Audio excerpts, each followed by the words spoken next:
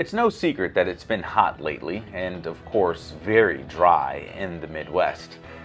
And I think it's safe to say that a lot of us are just ready for a change in the weather, some cooler temperatures, and even some rain. And this week, I think we're in store for both. We'll have some storm chances, especially by the end of the week, and cooler weather finally arriving for the weekend. So all of those outdoor activities that have been so oppressive as of late will finally feel a little bit more tolerable, especially by this weekend. I don't know about you guys, but I am so tired of sweating every time I step outside. And I think by the weekend, we're finally going to have a little bit of a break from this extreme heat. Believe it or not, this year, St. Louis has not topped 100 degrees, even though it seems like it's been a really hot summer. I think it's just the drought that's making it feel a little bit hotter. All right, so you may be wondering, how dry has it been? Well, we have not had an inch of rainfall or more in St. Louis since August 17th.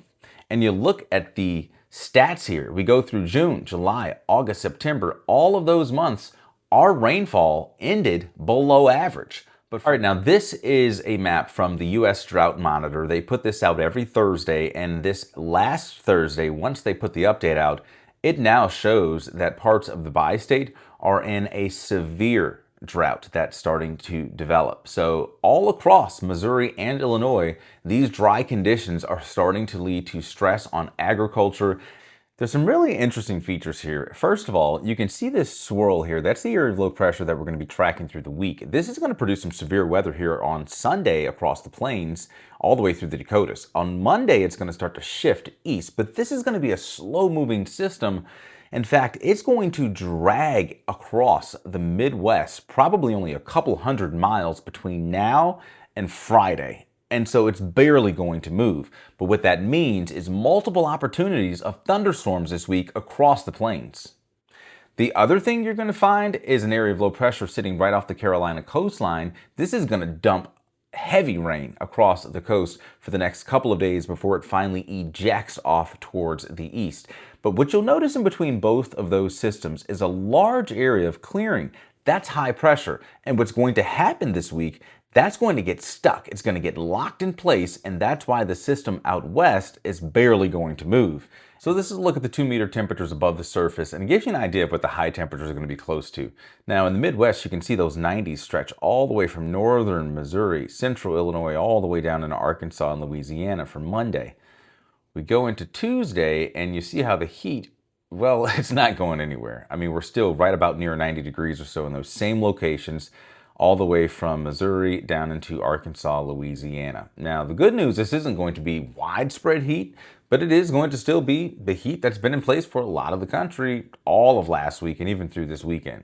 So we get into Wednesday, that's when we're going to have more widespread storms in the bi-state, and so I think some of the heat will be chipped off there. You can see some of that cooler air across parts of the central plains back towards the Dakotas, Minnesota, Nebraska, and Kansas. So Wednesday's still hot for us here in St. Louis, but look at Thursday. Notice how the heat really gets pushed off towards the east. Now we're talking 90s in places like Kentucky, southern Illinois, into parts of Tennessee, down into Mississippi and Alabama now.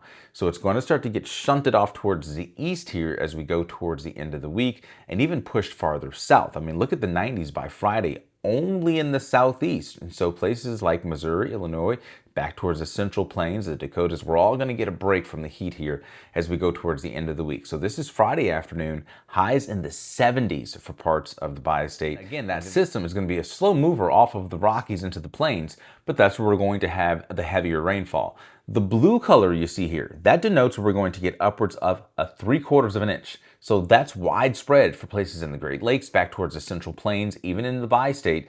And then when you get into that purple color, that's when you're over 1.5 inches. And so that would be some heavy rain for places like Nebraska, Kansas, Minnesota, Wisconsin, and even into Iowa as well.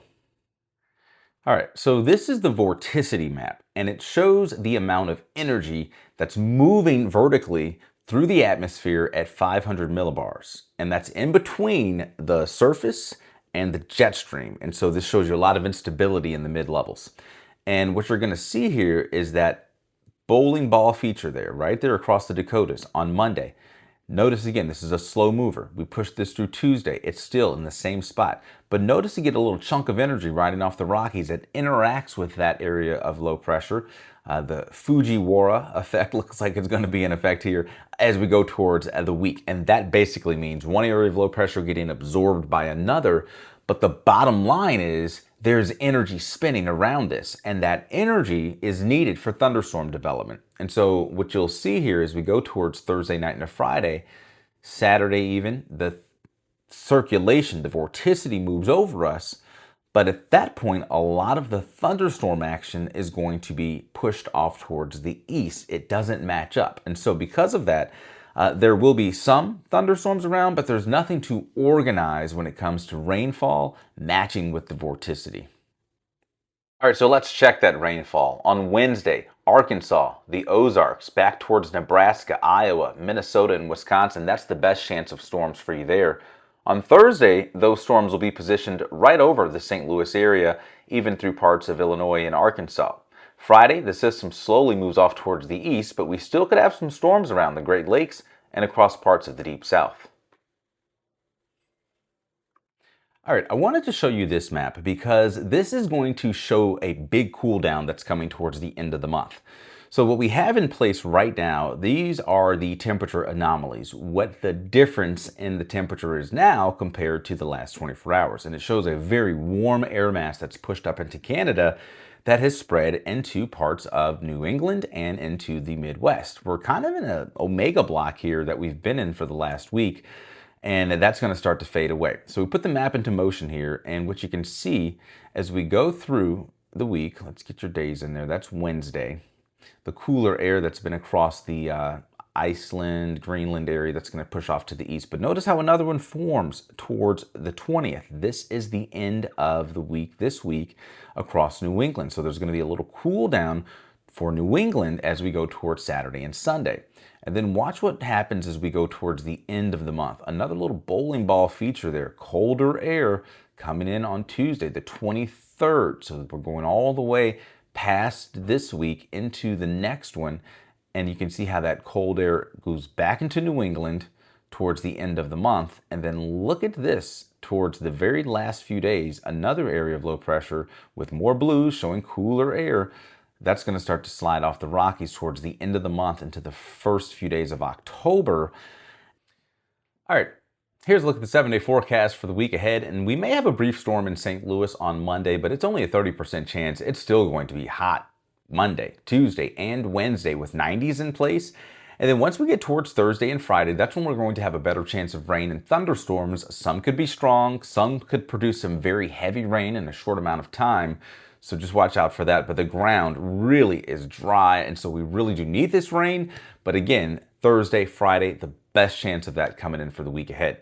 We go into Saturday, still could have a few lingering showers. The temperatures are really going to start to cool down by Saturday into Sunday as well. Highs will be in the 70s by Saturday and low to mid 70s on Sunday, with a lot of cloud cover as that area of low pressure starts to move over us and swing out of the country.